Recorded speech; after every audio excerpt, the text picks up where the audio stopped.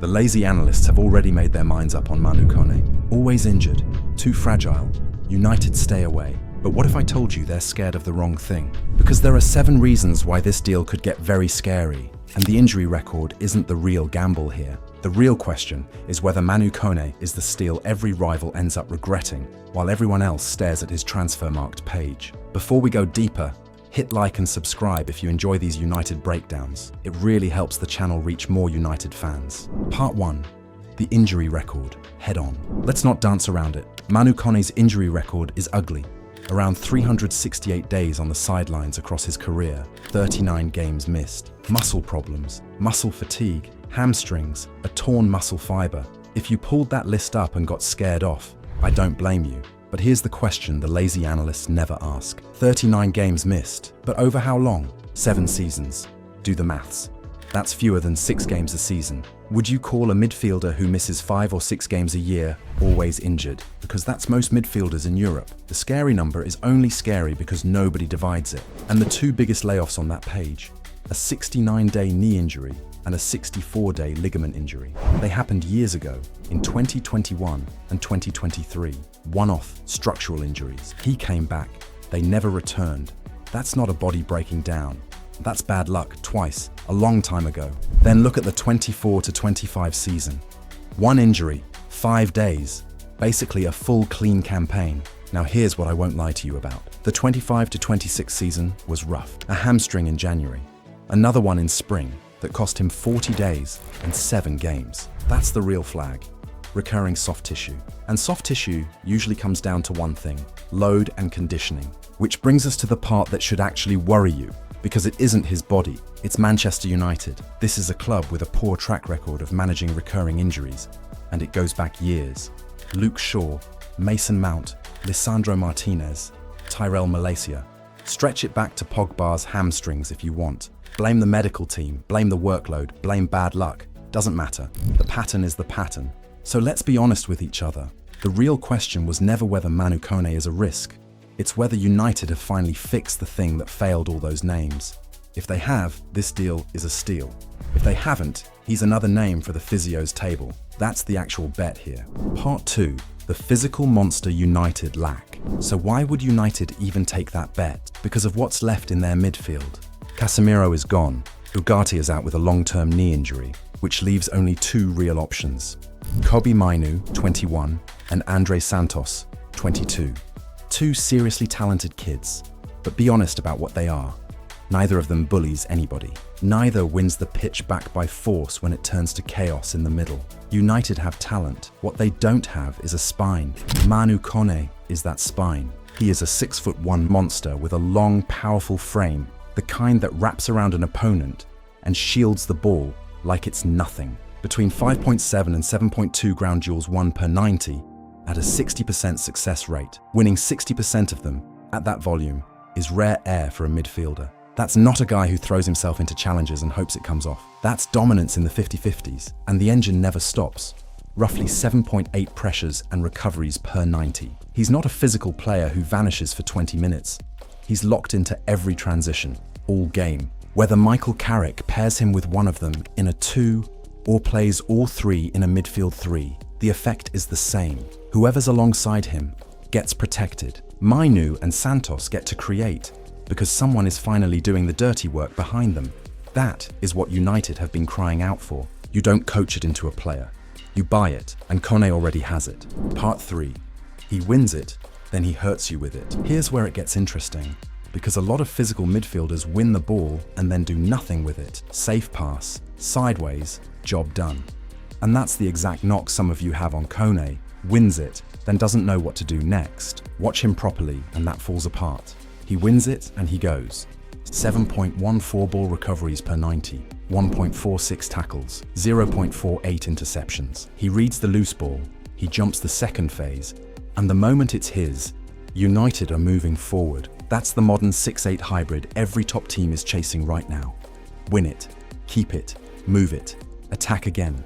1 tackle, 1 carry, and the ball is suddenly 40 yards up the pitch in a dangerous area. Think about what that does to a game. Right now, when United lose the ball, the whole thing slows down and resets. With Manu Koné, Losing the ball becomes the start of the next attack. He turns your worst moment into your best one, instantly. And here's the part that should really land. United spent months chasing Aurélien Tchouaméni, the name fans actually wanted. Manu Koné is the man who stepped into Tchouaméni's role for France. Same holding job, same big stage, and the level never dropped an inch. So, while everyone's mourning the one that got away, at a fraction of what a Tchouaméni would cost, United could be signing the player France already trusts to do that exact job. That's not a destroyer, that's a weapon. Part 4. Line breaking, not sideways. And this is the bit people who only watch highlights completely miss. Manu Koné doesn't just recycle, he progresses. 4.05 progressive passes per 90, 2.43 progressive carries per 90. That puts him in the 93rd percentile among European midfielders. Out of almost every midfielder on the continent, he's in the top 7% for driving the ball forward. He plays vertical, he breaks lines, he carries when the pass isn't on, and takes the whole team up the pitch with him. And before someone says he holds it too long, there's a difference between aimless dribbling and a progressive carry. One loses you the ball in your own half, the other uses that 6'1" frame to absorb contact, ride the press, and come out the far side with United 40 yards higher up. Kone does the second one. Why does that matter for United specifically? Because Michael Carrick wants a midfield that punishes pressure, not one that just survives it. There's a myth that Carrick only wants neat, tidy passes. Wrong. He wants players who move the ball forward with intent. And that is exactly what this is. United have had enough midfielders who take the safe option and pass the problem to someone else. Manu Koné takes the ball into danger and hurts you with it. He gets it off the back four and puts Bruno and the front line in a better spot than they were a second ago. That's a midfielder who changes how the whole team plays. Part 5. Proven in 3 different environments. The lazy line on any new signing is, yeah, but can he do it here? With Manu Koné, that argument's already dead. The French League at Toulouse, the Bundesliga at Mönchengladbach, Serie A at Roma. 3 different countries, 3 completely different styles of football, and he didn't just survive in each one, he became a starter. Think about how many next big things move once and vanish. Kone has done it 3 times. And he's not making up the numbers for France either.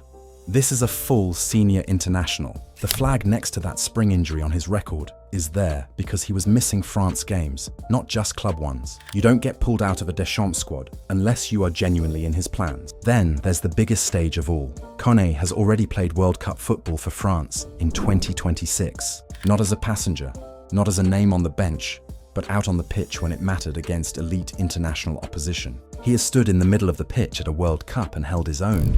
Plenty of pricey midfielders never get near a World Cup squad. This isn't a kid your gambling will settle.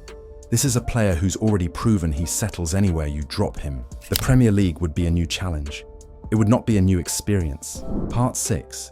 In his prime and priced wrong. Here's the part that should actually excite you. Manu Koné turned 25 in May, born in 2001. That's not a project.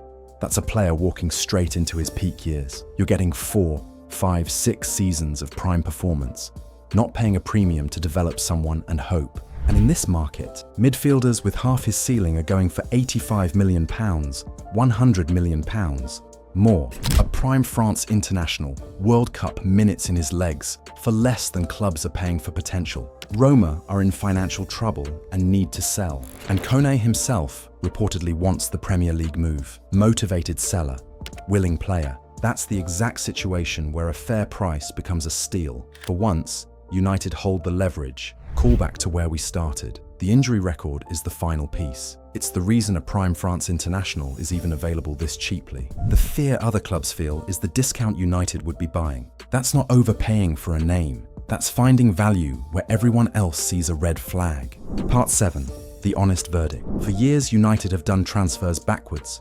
Chase the shiny name, panic, overpay, regret it. Manu Koné would at least be a different kind of move. Reading the risk, banking the discount, and betting they can manage what Roma couldn't. But let's not sell you a fairy tale. The whole deal rests on one question. Can United's medical team finally keep a soft tissue player fit? If they do get that right, then this deal for a prime France international is the steal of the window. Get it wrong, and it's Mason Mount all over again. So be honest with me. Is Manu Koné a gamble worth taking? Or is that injury record a red flag you just can't get past? Drop your verdict below.